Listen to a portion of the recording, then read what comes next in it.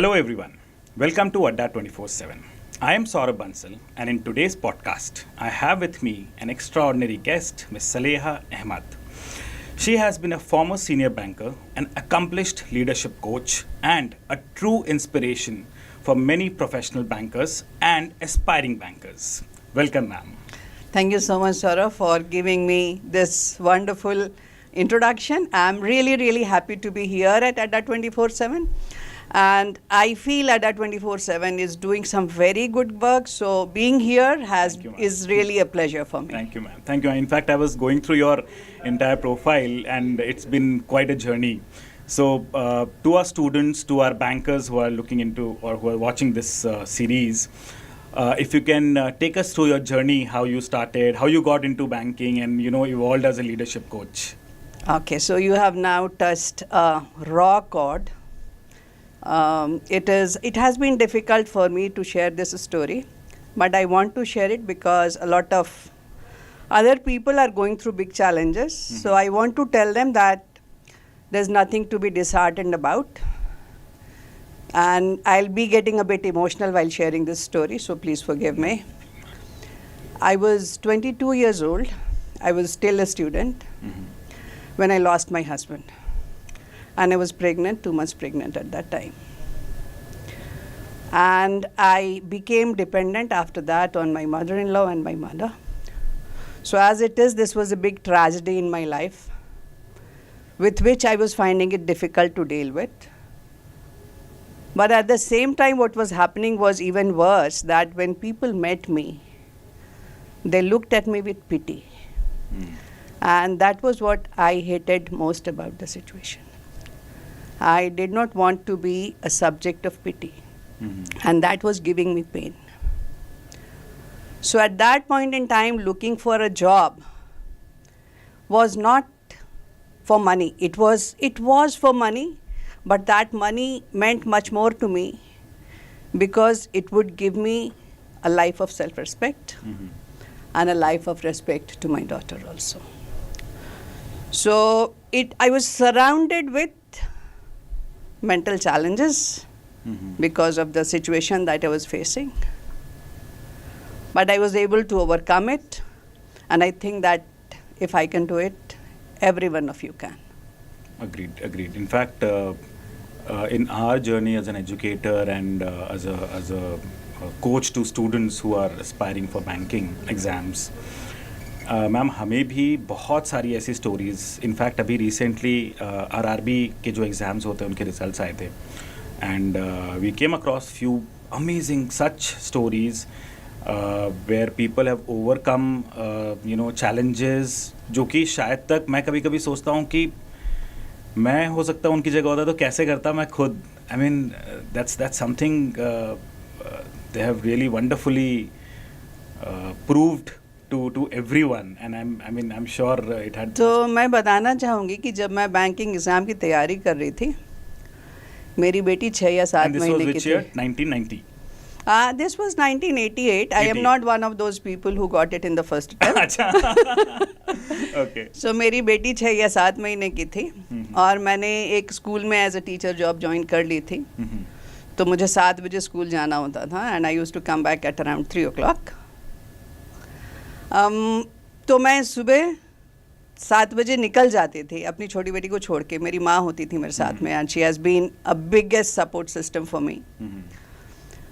और मैं एक जॉब भी मैनेज कर रही थी, एक बच्चा भी मैनेज कर रही थी, और मैं तैयारी भी कर रही थी. तो आप लोगों को भी जो भी चैलेंज है, मैं ये कहती हूँ कि अगर आपके अंदर डिटर्मिनेशन है, if you want to do it, just believe in yourself and you will be able to do it. I think self-belief is one of the fundamental starting point for any aspirant. Because अगर वो नहीं है, वो leap of faith जो खुद पे एक लेना होता है ना कि नहीं करके कर ले जाएंगे. हाँ, और सबसे बड़ा चैलेंज हम लोगों के लिए ये होता है ना कि बचपन से हमें दूसरों के साथ कंपेयर किया जाता है. हाँ. कि फलाने ने ऐसा कर लिया, that other student has got this much percent, you are not good enough. सो वो सोच हमारे अंदर बैठ जाती है, and we start believing that कि नहीं, मेरे से नहीं होगा. सो उन सब के ऊपर विजय पानी होती है हमको, but it is possible. The bad news is that yes, we all have these limiting and negative beliefs, but the good news is कि जो ह्यूमन माइंड है ना वो बहुत पावरफुल है और हम अपनी लिमिटिंग बिलीफ को चेंज करके पावरफुल बिलीफ्स बना सकते हैं. Okay. So, ma'am, जैसे I mean 1990 is almost quite some time. Yes. So I am historical. So उस समय आपको कैसे लगा कि मुझे इस फील्ड में बैंकिंग, बिकॉज उस समय तो इमर्ज हो ही रही थी Indian economy and rather it was not even there जो आज जिस तरीके तो से. हमारे ज़माने में ऑप्शंस बहुत कम होते थे. मैंने नेट क्लियर किया हुआ था, मेरा दिल्ली यूनिवर्सिटी में एमफिल में एडमिशन हुआ था, लेकिन चूंकि ज़िंदगी में कुछ चैलेंजेस आ गए तो मैं I could not do my MPhil in Delhi at that point in time. और मैं नौकरी के लिए कोशिश कर रही थी उस time, and banking job specially SBI PO job was considered one of the top 2 jobs in the country. It was either UPSC और SBI PO. SBI PO is still one of the top. I mean, lot of UPSC candidates have SBI or RBI as their next plan B kind of thing. Yes, that is true. That is true. So that is how I appeared for SBI, and I think in the second attempt I could make it. I also appeared for IBPS also. ये SBI PO मेरा second attempt में निकल गया था. So that is how, like, during my time we did not have a lot of opportunities, and today the youngsters are much more lucky, because you have a lot of options, and you should match your strengths and align your strengths to your goals, the job that you want to do. So, and you have that facility that we did not have during our time. I agree, completely agree, ma'am. So in today's time, I mean, you have had a glorious career with SBI and now executive coach. You have been into the learning and development department, where you have been into the SBI Academy, right? You have been director there. So I was director of State Bank Institute State of Bank Leadership, Institute of which is in Leadership. Kolkata. This is the Apex Institute for senior and top leaders. Okay. So for the bankers, what kind of... So I have 2 questions here. एक जो aspiring bankers हैं, जो आज की date में सोच रहे हैं कि मुझे स्टेट बैंक ऑफ इंडिया में, या a lot of public sector banks are there, in private sector banks are there. So अगर मुझे banking and financial services industry में कोई करियर बनाना है, तो आपके हिसाब से वो टॉप 2-3 क्वालिटीज़ वो क्या होंगी, whether it is different for maybe a state run bank or a nationalized bank versus a private sector bank. पहला क्वेश्चन कि वो क्वालिटीज़ क्या हैं. एंड दूसरी, those who are existingly in bank, उनको अगर एक लीडरशिप पोजीशन तक पहुंचना है तो वो किस तरीके की क्वालिटीज़ को इंकलकेट करें right from beginning of the career. मैं पहले आपका पहला क्वेश्चन लेती हूँ, जो एस्पिरेंट्स हैं तो क्या क्वालिटीज़ होनी चाहिए. सो नंबर 1 क्वालिटी होनी चाहिए कि आप लोगों से कैसे डील कर रहे हैं, because when you are a new manager you need to deal with customers a lot. So वो इमोशनल इंटेलिजेंस की एंड कम्युनिकेशन की क्वालिटियाँ होनी चाहिए, and you should also be able to care for your customers and also your team members. So how you develop that ability to communicate with others, and when we say communication, we do not mean only you speaking but also the ability to listen to them, to empathize with them. उनके problems को आप जितना resolve कर सकेंगे उतना आप अपने customers को satisfy कर सकेंगे, and customer centricity is a very important thing to retain your customers. And the next is, because banking का जो field है, it requires you to take lots of decisions every day. You may be taking 100 decisions every day, and many of them would be financial decisions. So data देख करके, उसके अलावा you also have a number of rules. Government of India rules हैं, RBI rules हैं, banking के rules हैं, banking के norms हैं, practices हैं. So balancing all that data and then taking that decision, which is a crucial capability that you need to develop. And in fact, your entrance interview and GD also tries to see how you are communicating with others, and there is a problem which is given to you, how you are arriving at that problem, and then how you are communicating the solution to others. So all these qualities are checked at this time. And There is no major difference in the qualities that will be required in either a private sector bank or a public sector bank.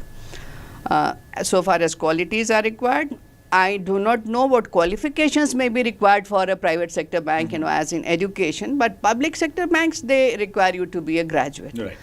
And this is something, sorry, मैं थोड़ा सा tangent ले रही हूँ, this is something I appreciate very much. कि public sector banks का जो entrance exam होता है ये इतना डेमोक्रेटिक है कि हर बंदा, द लास्ट पर्सन, और वो आजकल तो बहुत सारे इंजीनियरिंग वाले आ रहे हैं बैंकिंग में, राइट, तो हर बंदा ये एग्ज़ाम ले सकता है। और अब बीच में अपना अगर चेंज भी करने की, ठीक है मैंने ये लाइन ऑफ स्टडी की थी, मैं बैंकिंग में जाना चाहती हूँ या चाहता हूँ, आप कभी भी वो कर सकते हैं। और ये इतना फेयर एग्ज़ाम होता है, क्योंकि मैं एग्जामिनेशन एंड इंटरव्यू प्रोसीजर्स में बैठी हूँ, तो मैंने देखा है प्रमोशन वाले प्रोसीजर्स में भी कि it is so fair. And मैंने अभी तक नहीं सुना कि एसबीआई के बैंकिंग एग्जाम का पेपर लीक Exactly. नीट का हो जाता है, बट seriously, एसबीआई का नहीं होता। This has been commendable. I mean, special mention to IBPS here.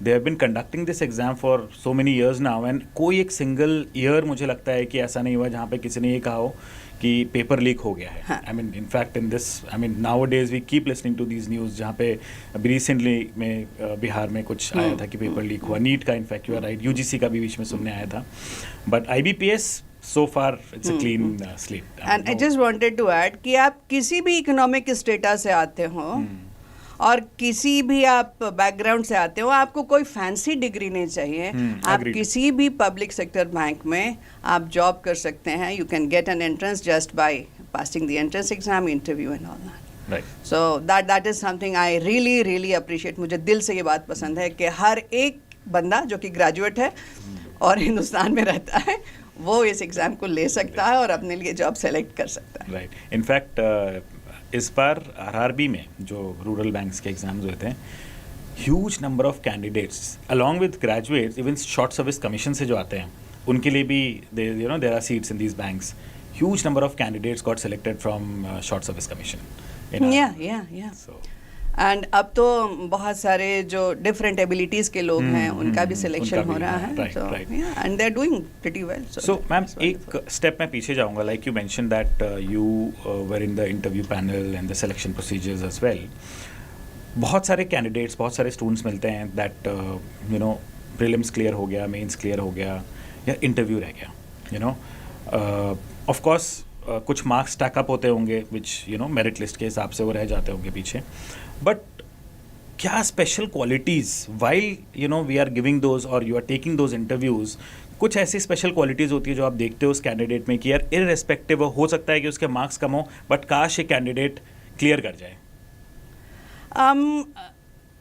जो इंटरव्यू पैनल में बैठे होते हैं उनको रिटन एग्ज़ाम के मार्क्स नहीं पता होते हैं, और ऑफ कोर्स रिटन एग्ज़ाम का मार्क ऐड होता है इन द इंटरव्यूज़, लेकिन इंटरव्यू में हम उस कैंडिडेट की पर्सनालिटी को चेक करते हैं, नॉट क्योंकि अगर उसने रिटन एग्ज़ाम उसने पास कर लिया है तो इसका मतलब है कि वो एप्टीट्यूड उसका है, दे हैव द IQ, क्योंकि जो रिटन एग्ज़ाम होता है that test the IQ, intelligence quotient. जो इंटरव्यू होती है उसमें हम उसकी पर्सनालिटी को देखना चाहते हैं कि वेदर ये सूटेबल है कि नहीं जॉब करने के लिए। तो बहुत सारी चीज़ें हैं कि do you come across as a serious candidate. Okay, सबसे पहले हम ये देखना चाहेंगे आप सीरियस हैं कि नहीं हैं, और आप सीरियस होने के लिए आपकी हर चीज़, मतलब your body language, how you come, how you are sitting, the way you are dressed, everything matters. और कुछ क्वेश्चंस आपके सब्जेक्ट मैटर से भी पूछे जाते हैं, इसलिए नहीं कि हम सब्जेक्ट मैटर चेक करना चाहते हैं कि आपका मतलब फिजिक्स से अगर आपने पढ़ा है तो आप कितना जानते हैं, या इंजीनियरिंग तो उसमें, लेकिन अगर कोई स्टूडेंट सिंसियर है तो उसने अपना फिजिक्स, अगर उसने फिजिक्स में मास्टर्स किया है तो उसको फिजिक्स आता होगा। कम से कम इंटरव्यू पैनल में लोग जो बैठे हुए होते हैं वो अगर जिस लेवल का क्वेश्चन पूछ सकते हैं वो उस बंदे को आंसर कर सकना चाहिए, अगर आपका सब्जेक्ट रहा तो। आपके सब्जेक्ट के अलावा बहुत ज़्यादा बाहर वो कोई सब्जेक्ट से रिलेटेड क्वेश्चन नहीं पूछा जाता, only 1 or 2 questions to see whether you are a sincere candidate. So sincerity is the topmost. Sincerity is very important, how serious you are. Then the other thing that we would look for is whether that person is aware, क्योंकि banking में एक बंदे को आने के लिए you need to be aware what is happening in the economy, what is happening in the industry. So वो awareness होनी चाहिए because we need smart people. Next चीज़ ये होती है कि चूंकि पर्सनालिटी चेक कर रहे हैं तो वंस अगेन IQ तो ऑलरेडी चेक हुआ होता है. यहाँ इमोशनल इंटेलिजेंस या इमोशनल क्वोशंट जिसको बोलते हैं, एम्पैथाइज कर सकते हैं, may be some situations etcetera. Yes, how you can respect others. जैसे ग्रुप डिस्कशन में आप किसी को काट तो नहीं रहे हैं, are you allowing other people. कोई बंदा हो सकता है ये सोचे कि मुझे तो सब आता है, इसका आंसर तो मैं ही बोल दूँ. सुपर एग्रेसिव हो जाते हैं. हाँ, so that also may not be appreciated a lot. तो आप दूसरों को भी मौका दे रहे हैं कि नहीं, लेकिन उसके बावजूद भी आप अपनी बात भी कह पा रहे हैं कि नहीं. How well you are thinking and how you are putting your point across, how polite you are coming across as. मतलब you have to put your point, but you have to put it politely. So that is also a hallmark of emotional intelligence. And how you are able to assess, you know, if somebody else is putting a point across in the GD, can you appreciate them? So no, how these you are the behave things. when Yes. 10 people are together, more like that. Yeah, agreed, Yeah. agreed. So एक step और आगे चलते हैं ma'am. एक question लेकिन हाँ. आपका miss हो गया कि हायर लेवल पे प्रमोशन के लिए क्या चीज़ की ज़रूरत होती है. अच्छा, that was that yeah, part right, of the right. question. So I would like to answer that. So to a certain level, up to mid level, maybe, you know, scale 2, 3 जो होता है public sector banks में and in other banks also. How you're working, आपकी capabilities क्या हैं, they will matter a good deal. How you've performed, that will matter always. It will continue to matter a lot. As you go on to higher levels, there are other things also, and that will relate to how you lead your team, how you motivate your people, how you relate with your peers, how you relate with your seniors. Are you able to put your point across? So these things are important. And I would also like to say here that a lot of the time we think that to save our job or to be promoted, we need to keep saying yes. And this is what I keep teaching people, that it is very important for you to learn to say no. No बोलना ज़रूरी है, लेकिन no कैसे बोलना है ये आना चाहिए. ताकि आप no बोलें लेकिन अगले को हर्ट ना हो, आपकी रिलेशनशिप बल्कि बनी ही ना रहे और बेटर हो जाए. क्योंकि नो आप इसलिए बोल रहे हैं क्योंकि आप कुछ वैल्यू ऐड कर रहे हैं. आपके पास कुछ आइडिया है, कुछ क्रिएटिविटी है, कुछ थॉट है जिससे कि आप वैल्यू बढ़ाना चाहते हैं. थोड़ा सा टेंजेंट ले रही हूँ. और मैंने ये SBI में देखा है कि सीनियर एंड टॉप बॉसेस जो होते हैं ना, इवन MD, चेयरमैन, DMD, ये चाहते हैं कि आप डिफर कीजिए. Devil's advocate. हाँ, आप अपना थॉट दीजिए, और लेकिन आप उसको सिर्फ ऐसे ही बोल देंगे तो नहीं. You have to give a reason argument. बिल्कुल. So unless you give a reasoned argument, your argument will only, you know, be like a bull in the china shop. Right. So वो सोच समझ के किस तरह से बोलना है. And that is why, you know, just yesterday there was an article in Economic Times which was saying that SBI is the CEO provider in the financial industry. Yeah. तो सारे CEOs SBI से जा रहे हैं. तो मैं सोच रही थी, मेरे एक दोस्त ने ये भेजा मुझे लिंक, तो मैं सोच रही थी आखिर क्यों हो रहा है. तो मेरा थॉट ये है कि ये इसलिए हो रहा है कि SBI ये जो thinking and decision making capability है ना, ये डेवलप करने का मौका आपको शुरू से देती है. You are allowed to differ, and I can say this because I have coached executives across 27 companies. मैंने 10,000 executives को कोच किया है, उससे ज़्यादा को. और ये सिर्फ SBI में नहीं, SBI के बाहर बहुत कंपनीज को. और मैंने देखा है कि सीनियर लीडर्स भी जो होते हैं वो डरते हैं डिफर करने से कि मैं टॉप बॉस को बताऊं, बोलूं तो कैसे बोलूं, मैं क्या कर सकूं. वो हेल्पलेसनेस मैंने देखी है. लेकिन मैंने ये SBI में देखा है कि you are expected to give your point of view, to differ. Right. So this is something which creates that decision making quality, the leadership quality. So मैं ये बोलना चाहूँगी व्यूअर्स को कि आगे बढ़ने के लिए नो कैसे बोलना है ये सीखिए, क्योंकि आपके आइडियाज़ इंपॉर्टेंट है. आपको हायर सिर्फ आपके हाथ के लिए नहीं किया जा रहा, आपको हायर आपके ब्रेन के लिए किया जा रहा है।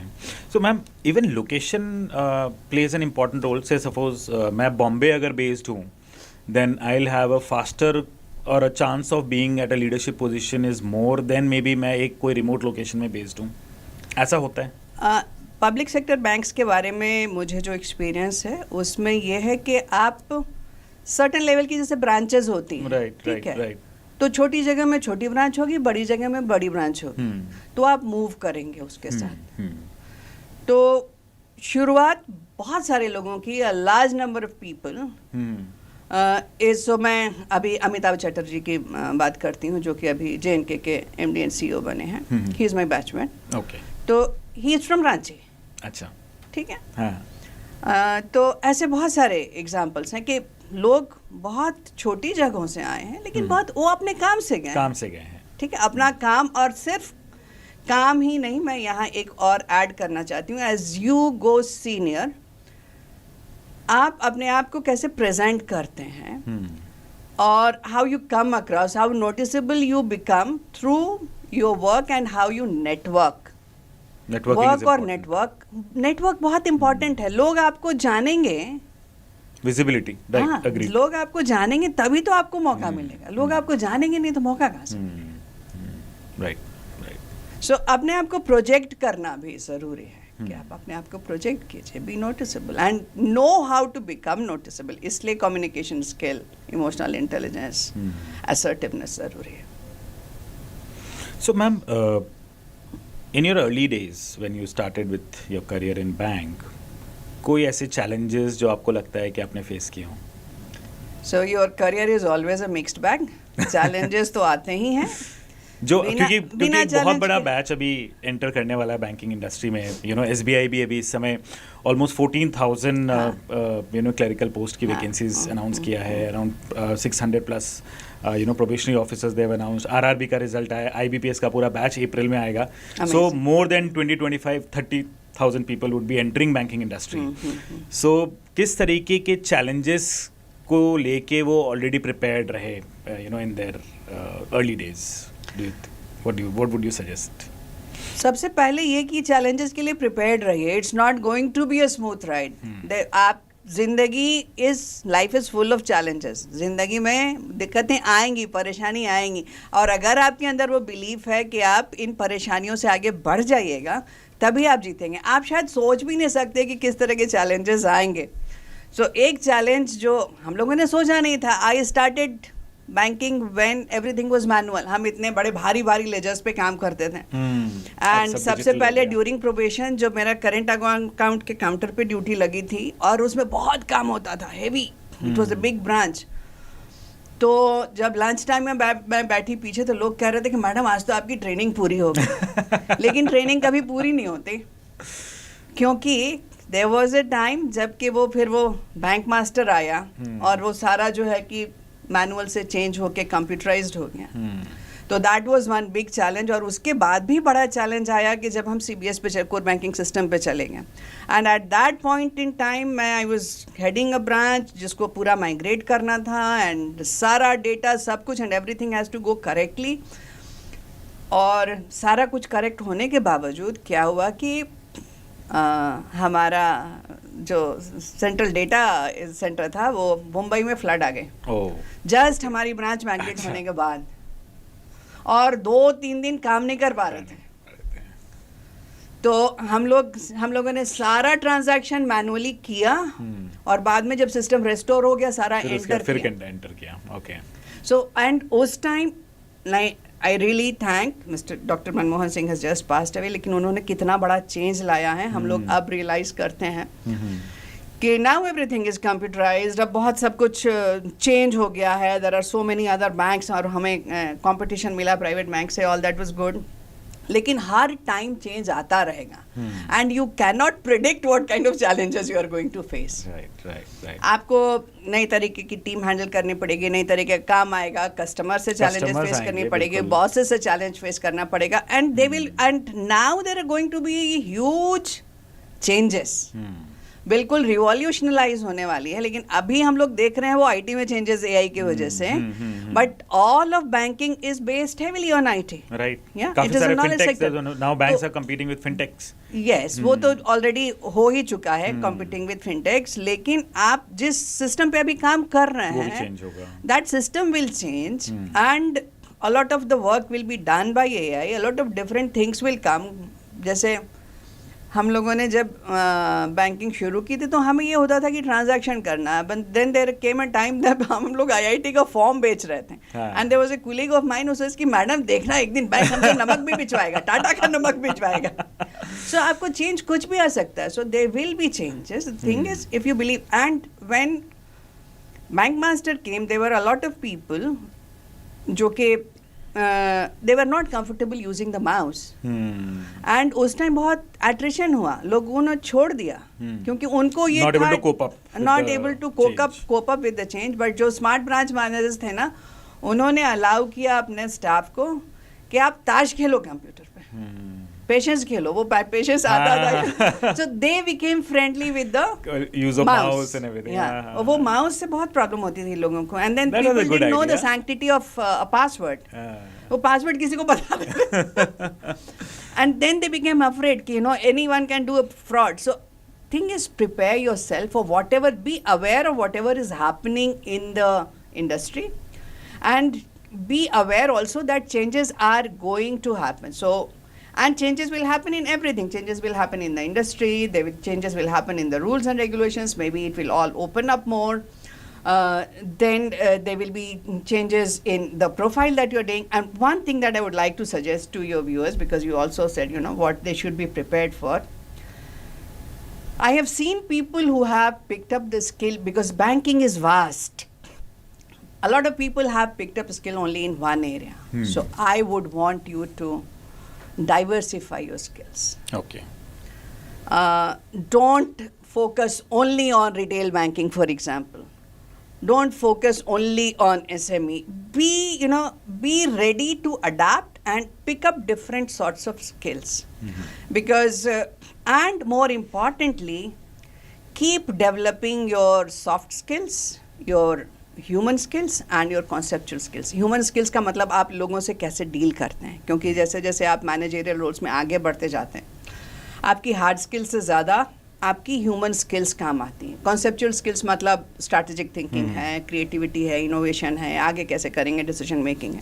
सो ये दोनों स्किल्स बहुत इंपॉर्टेंट हैं. एंड हार्ड स्किल्स आप एक हफ्ते में सीख सकते हैं, है ना. Any hard skill, just the other day I was telling somebody who is a banker, and she was saying that I need to pick up new skills, and I want to move on to SME and maybe another bank and all that. So and again she has had exposure. So आप शुरू से अपने बारे में सोचना शुरू कीजिए कि आपको किन एरियाज में एक्सपर्टीज चाहिए, एंड आस्क फॉर इट. जिंदगी में कुछ भी नहीं मिलता अगर मांगो नहीं, तो मांगो, go and ask for it. In fact आप जैसे एट्रिशन की बात कर रहे हैं ma'am, then there was a change back then, तो काफ़ी लोगों ने छोड़ा because they were not able to adapt. On and off I keep reading a similar problem is there, or it still persist in BFSI segment where attrition rates are very high. Even आज भी जब banks की कोई notification आती है उसमें backlogs होते हैं, या फिर न्यूज़ आ रही होती है कि भाई इतना एट्रिशन रेट है. Although of course nationalized banks have a lesser attrition rate as compare to private banks. But what do you think, what is the fundamental problem? इतना एट्रिशन हो क्यों रहा है? Is it because of things have initial days of the career in banking is more around sales, चाहे वो nationalize हो या private sector bank हो, या वो थोड़ा सा जनरेशन का गैप है कि भाई पहले जो लोग थे वो ज़्यादा हार्ड वर्किंग थे, अब लोग थोड़ा सा ज़्यादा क्विक सोल्यूशन ढूंढते हैं, क्विक सक्सेस ढूंढते हैं. And of course banking being such a serious industry, lot of hard work needs to go get into it. तो एग्जैक्टली क्या लगता है आपको, क्या प्रॉब्लम है वो, क्यों एट्रिशन रेट इतना हाई है? I mean you have interacted with so many leaders, so many people in banking industry. What is your take on this? Finance sector, banking and finance is a sector which is very highly sales driven. And बहुत ज़्यादा stress है इस sector में लोगों को. It is one of the top most sectors all across the world जहाँ की stress levels बहुत हाई होते हैं. एक तो काम ऐसा हम करते हैं जहाँ की पैसा इन्वॉल्व होता है, फ्रॉड हो सकता है, बहुत ज़्यादा आपको सिक्योरिटी देखने की ज़रूरत होती है. वो सारे आपको रूल्स पढ़ के भी कोई डिसीजन लेना होता है. एक भी प्रपोजल तैयार करने के लिए you need to go through a lot of data and analyze that data, and then you take that decision. Apart from that, because the pressure is so high, and now there is not only the pressure to sell loan and deposits, but also several other things. And the pressure is becoming higher and higher. And this is my appeal to all the banks. कि आपके जो लोग काम कर रहे हैं ना, they are your core asset. And if you want, and because of this stress, and the managers are also facing stress, the top bosses are also facing stress, and that is why they behavior, because they are under pressure to achieve those targets. So उनका behavior बहुत बार aggressive हो जाता है towards the juniors. We have seen examples of this. Certain things have come on the in the media also, on the social media also. ये stress level, what happens is that stress in the beginning, when it is rising, it contributes to productivity. Right. Yeah, but there is a level at which the stress reaches, then the productivity declines, and then it leads to burnout. And then वो बंदा आपका productive होके नहीं देगा. वो you will get just the opposite result of what you were getting. So you have seen, now this is not from banking industry, but you saw the case of Anna Sebastian. Her mother wrote a letter that because of her stress. There was a case of a banker committing suicide by jumping in the sea in Mumbai, just after, a week after Anna. And there are so many other cases that I know personally, what is happening to people. So we also need to be empathetic to our own people. Just don't run after targets. Targets are important, but at some point in time, we also need to think of what we want and how we are going to get there, and what kind of work culture are we trying to promote in our company. Because I have seen, my own son-in-law is a banker. He works in the UK. And he has a very, tough job. His boss is very aggressive, but nobody expects him to work on Saturday and Sundays. Nobody. So he did not get any calls, and I was like, oh, मैंने तो अपने 75% Sundays bank में गुजारे. So I was so happy that, and he's a very successful banker. He's doing very well. Investment banking में वो काम करता है. But he's not working on Saturdays and Sundays. And when the work days is over, रात में उसको call नहीं आती है. यहाँ मैं देखती हूँ जो लोग मुझसे बात करते हैं वो कहते हैं कि बॉस तो किसी भी टाइम मैसेज भेजते हैं. तो लेकिन मैं ये तब उनको ये बोलती हूँ कि लेकिन रात में 2 बजे उस मैसेज को देखता कौन है. आजकल तो डिबेट भी काफी चल रही है ना, 70 hours work week वाली. And in fact, आज ही I completely disagree, with due respect to Mr. Narayana Murthy. The kind of revolution that he has brought in IT in India is commendable, and I have a lot of respect for him. But I 100% differ from the 70-hour recommendation which he had. तो मतलब मुझे ये ऐसे बोलती हूँ कि क्या Hindustan, and he says you to compete with the developed world you have to work for 70 hours. तो क्या हिंदुस्तानी केपेबल नहीं है? क्या हिंदुस्तानी इंटेलिजेंट नहीं है? और यही हिंदुस्तानी दूसरे कंट्रीज में जाके, डेवलप्ड वर्ल्ड में जाके वही काम करके देते हैं. तो हम ये कैसे कह सकते हैं कि मतलब हिंदुस्तानियों को compete करने के लिए डेवलप्ड वर्ल्ड से 70 hours वर्क करना है? आज भी I think controversial statement can I give, cut it if you like. मैं ये समझती हूँ कि ये ऑर्गेनाइजेशंस की सॉर्ट ऑफ थोड़ी सी वो थिंकिंग है, थॉट है कि जितना जो है कि काम करे निकाल लो, वो एक राइट फ्रॉम द बिगिनिंग के लेबर फोर्स से जितना हम काम निकाल सकें निकाल लें. This is not the kind of culture that we want. ठीक है, काम निकालिए, लेकिन let them think freely. And उससे भी ज़्यादा दिक्कत ये होती है ना कि जब the worker buys into this narrative ये मतलब अगर आप अपनी जान दिए चले जा रहे हैं तो आप बहुत नोबल कुछ काम कर रहे हैं. Don't buy into this narrative. Take care of yourself first. So, ma'am, आज what would be your advice to all these young bankers?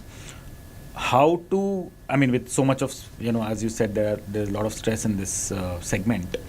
How to maintain, of course, their work-life balance and at the same time ensure that they are not stagnated in their career? Yeah, so hard work will be required. You will need to do hard work. There is no field where you progress without hard work. So hard work, but a bit of smart work also. So you also need to develop a good relationship with your boss. Your boss is also human. और बहुत बार हम लोग ये सोचते हैं ना कि boss की तारीफ करना मतलब चमचागिरी है. नहीं, आप बीवी की तारीफ करते हैं कि नहीं करते हैं? हाँ? आपको रिलेशनशिप बना के रखना है. सो आप तारीफ कीजिए बॉस की. Boss can also make mistake. So what we expect is कि बॉस को सब कुछ जानना चाहिए, बॉस को सब कुछ पता होना चाहिए, मैं क्या कर रहा हूँ, क्या कर रही हूँ. No. So they are human and provide your support, provide your intelligence, your ideas to boss, and shamelessly, I would say, develop a good, and there is no shame about it. You should develop a good relationship with your boss, because this is the relationship which impacts your mental well-being in a big way. So 70% of the executives have said, and all of this, the numbers that I'm giving you from research which has been published either in HBR or in Forbes, that the relationship with their boss impacts their well-being to the level where their spouse's relationship impacts. मतलब उतना important है, क्योंकि आप अपने living time का, day के जो living time है, मोस्ट प्रोडक्टिव टाइम उसका मोस्ट ऑफ द टाइम आप बॉस के साथ गुजारते हैं. सो पीयर वाला आप नेग्लेक्ट भी कर सकते हैं, लेकिन बॉस के साथ अगर रिलेशनशिप खराब है तो you will be undergoing a lot of conflict. So इसलिए ज़रूरी है, and approach the boss from the angle that boss is also a human being. They can have failures, they can make mistakes. अगर आपके पास 100 काम है तो शायद उनके पास 1000 काम है. So they will be much more stressed. So very important to, and this will help you both in reducing your stress, and this will also help you in progression in your career. So that is one of the things. And when you have a good relationship with your seniors, it will be easier for you to say no, which I keep saying. So for example, boss is, it is very important to learn how to say no. So अगर हर Sunday को आपको for example बुलाया जा रहा है, Sunday या Saturday को जो वर्किंग डे नहीं है, छुट्टियों के दिन में आपको बुलाया जा रहा है काम करने के लिए, then at some point in time you need to say no. But you need to say no in a way that this important relationship with your boss is also not impacted. And अगर आपने past में अच्छा relationship बना के रखा है तो आपको ये बोलना आसान रहेगा. अगर आप बाकी 30 दिन झंझट चलता रहा बॉस से, तो 31वें दिन आप ये नहीं बोल पाए. अगर रिलेशनशिप अच्छा रहेगा, then you will be able to say ma'am और सर, पिछले 4 संडेज या 4 हॉलीडेज में काम करती रही हूँ, या 3 हॉलीडेज जो भी काम करते रही हूँ, my family is very important for me. whatever work is there, I can complete it then. So a lot of the time I find that because they want to create the impression that they are working very hard, so people are being called on holidays. Although the work can be done in lesser amount of time. So efficiency is, the formula according to physics is output divided by input. So input जितना कम हो, output ज़्यादा, जितना ज़्यादा हो, efficiency उतनी ज़्यादा होगी. So don't look at how much, look at the output that you are getting. Look at the efficiency. Bottom line, eventually the goal है वो achieve होना चाहिए. हाँ. And because of the stress, a lot of mis-selling is happening. So right. That's a common. So that is a big problem that we might face if we are creating too much stress for our staff. So एक balance होना चाहिए. And you need to create the stress, but the stress only up to the level that it increases productivity, not that it causes burnout. Right. When it comes to banking professionals, especially all these public sector banks, I think आपने जब banking industry में थे you would be aware of these exams JIB, CIB, and in last couple of years these exams have taken a sea change. They have seen a sea change. मतलब पहले अगर 3 paper होते थे each exam में, अब वो 4 papers होने लग गए, and huge amount of depth has got into the entire curriculum on which these bankers are tested. And काफ़ी सारे bankers ऐसे होते हैं जो obviously first year of their career है and they have to probably give these exams to get the increments etc. सो एक तो हो गया कि ये हम एक इंक्रीमेंट के लेंस से देखते हैं कि यार ये एग्ज़ाम दे दो, एक सर्टेन इंक्रीमेंट हो जाएगा, इसमें डबल इंक्रीमेंट हो जाएगी. But from your experience, because I also come from a banking background and I personally feel I have seen the syllabus, the knowledge is very important. What exactly you're taking away from that entire preparation of JIB or CIB exam, जो content इन्होंने add किया है पूरे curriculum में. But अभी भी बहुत सारे बैंकर्स हैं जो इन एग्ज़ाम्स को सिर्फ और सिर्फ वो होता है ना कि यार नोट्स मिल जाए और कहीं से बस लास्ट मोमेंट पे क्लियर हो जाए पेपर, क्यों, इंक्रीमेंट ही तो लेना है. And I somehow I differ from this approach. What do you think? I mean ये जो इतना सिलेबस एंड करिकुलम एंड जो नॉलेज बेस में जो चेंज करने की कोशिश की जा रही है, how and why it is important for a banker to see it from that lens rather than just seeing it from the perspective of कि यार मेरे को तो इतने का इंक्रीमेंट मिलने वाला है. You have reminded me of something. My first day when I joined the bank, और पहले दिन हमारे चीफ मैनेजर ने हमको कहा था कि आज CIB की मेंबरशिप ले लो और लाइफ टाइम मेंबरशिप ले लो, और जितने जल्दी एग्ज़ाम पास करना है वो, मतलब आपको you have to pass the JIB exam this year. तब CIB पार्ट 1 पार्ट 2 कहलाता था. अच्छा, ओके. और हमारे टाइम में तो एक्चुअली प्रमोशन भी जल्दी मिलता था. You became eligible for promotion earlier. Later on वो सिर्फ इंक्रीमेंट तक रह गया. But we had a training for 5 months. वो इंस्टीट्यूशनल ट्रेनिंग होती थी. हम ट्रेनिंग सेंटर में जाते थे 2 महीने के लिए, 3 महीने के लिए. एंड उस ट्रेनिंग में क्या हुआ कि इन लोगों ने हमें CIB JIB की पूरी तैयारी करवा दी. Whether it was banking law and practice, whether it was corporate law, whether it was management accounting, whether it was international banking, whether it was. और बैंकिंग एक ऐसा सब्जेक्ट है या ऐसी इंडस्ट्री है, I would like to say that it is known as a knowledge based industry. आप इतने सारे रूल्स एंड रेगुलेशंस हैं. एक RBI के रेगुलेशंस हैं, बैंकिंग रेगुलेशन एक्ट है, उसके अलावा इसमें हर एक दिन चेंज होता रहता है. पहले तो खैर वो प्रिंटेड सर्कुलर्स आते थे, अब ऑनलाइन हो गए तो दिन भर में 5 सर्कुलर आते हैं. Right. So you need to be, so what JIB and CIB does is आपके fundamentals बिल्कुल वो solid हो जाते हैं. मैं समझती हूँ कि आप एक्सपीरियंस से सीख सकते हैं, लेकिन नॉलेज जो है वो आपको JIB and CIB क्लियर करने से ही आती है. सो सौरभ, आई 100% और may be 110% agree with you कि अगर आपकी नॉलेज नहीं होगी, so specially at the initial levels of management, assistant manager, deputy manager, या जो भी आपका रैंक है एट दैट लेवल, सो उस लेवल पे आप को बहुत ज़्यादा ज़रूरी है नॉलेज होना, क्योंकि नॉलेज आपको प्रोटेक्ट करती है, so that you do not make mistakes. और मैं सबको यही बताती हूँ कि नॉलेज जो है कि don't see it as an increment, see it as a protection for yourself. आप गलती नहीं करेंगे, और आप गलती नहीं करेंगे तो फिर आप बचे रहेंगे, because that otherwise you make a mistake because of a gap in the knowledge, it will never, nobody will say कि अच्छा इसने पढ़ा नहीं था इसलिए इसको माफ कर दो. राइट, ठीक है. वो डिसिप्लिनरी एक्शन फिर होगा, वो गलती होगी. अगर आपने मतलब गलत अकाउंट में क्रेडिट कर दिया या फिर एक रूल के अगेंस्ट चले गए, किसको कोई भी एरिया, वेदर ये क्रेडिट है या इंटरनेशनल बैंकिंग है, अगर आपने गलती कर दिया तो फिर वो माफ़ी नहीं है कि आपको आता क्यों नहीं था, आपको आना चाहिए. It is expected that you should know.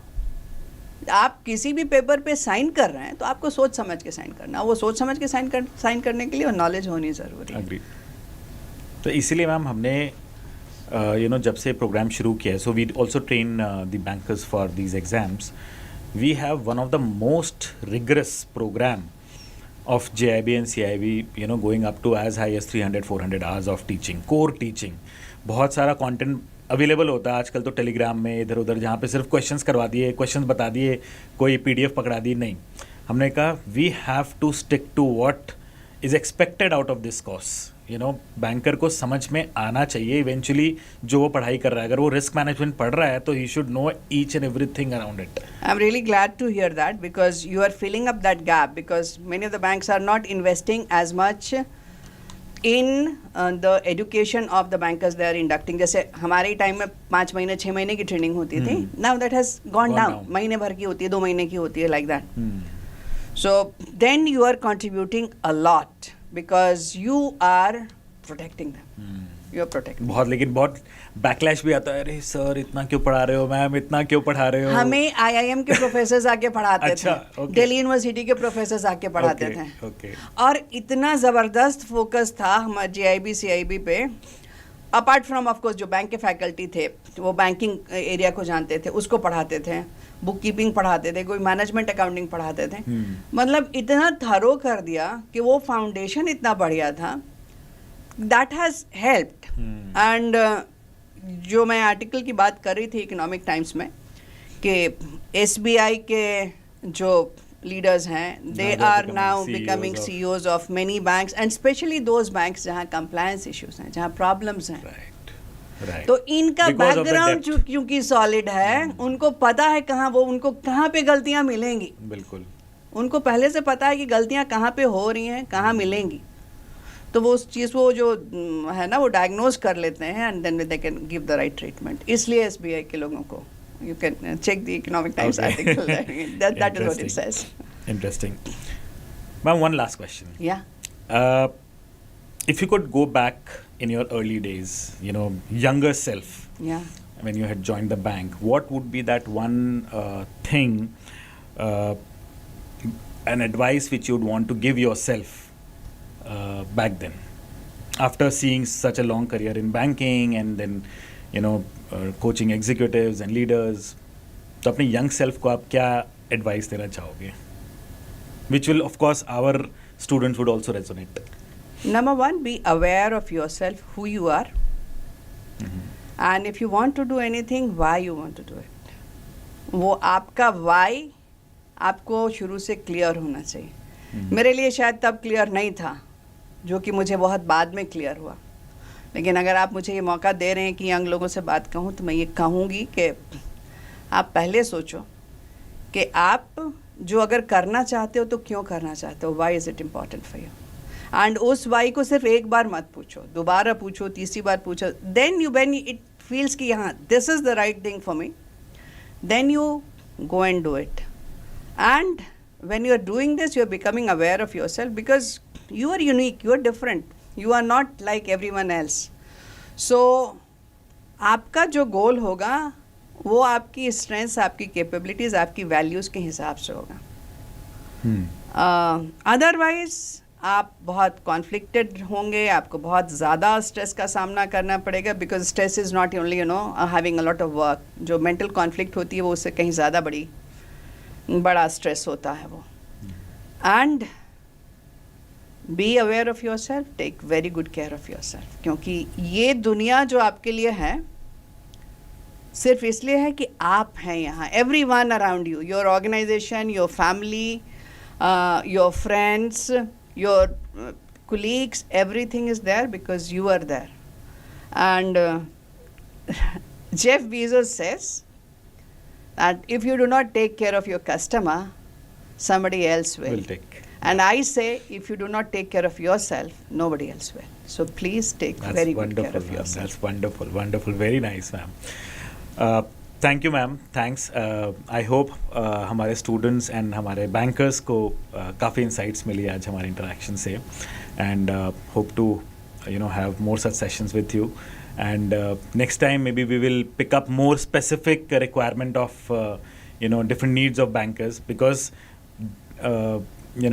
being a leadership coach I'm sure they would really love to, listen to you around how they can further grow in their career and, work upon themselves. I would love to do that because mid-level executives, what happens that once they reach a certain level in their career and they're around the age of 35 or so, their family is growing, Right. their career is growing, their responsibility is growing, their loans are growing, the demands of children and family are growing. So at this point in time, the stress becomes very palpable to them. वो बहुत Right. उस वक्त उसको feel करना शुरू करते हैं. And that is the time that they need support and help. वो सेल्फ इंट्रोस्पेक्शन उससे बहुत ज़रूरी होता है. हम बोल देते हैं कि स्ट्रेस है, but actually understanding what is creating, is it work, is it and mental. वो स्ट्रेस इतनी हद तक इम्पैक्ट करता है ना कि वो आपके हर कुछ को डिस्ट्रॉय कर देता है. अगर वो लिमिटेड नहीं रखा गया कहीं तक, तो वेदर आपका हेल्थ है, रिलेशनशिप है, फिनेंशियल वेलबींग है, इवन आपका करियर. हम समझते हैं कि ये करियर के लिए कर रहे हैं, लेकिन जब आप, क्योंकि आपका फोकस सिर्फ यहाँ पे होता है, work work work work work, आपका करियर शायद वहाँ है, आपकी नज़र वहाँ नहीं जा रही. Exactly. Yes, ma'am. I think we can go on and on this topic. I really enjoyed being here. Yeah. Thank you, ma'am. Thanks. It was great hosting you. And it was a great conversation. I completely enjoyed myself. Thank you. Thank you. Thank you, everyone. Thank you.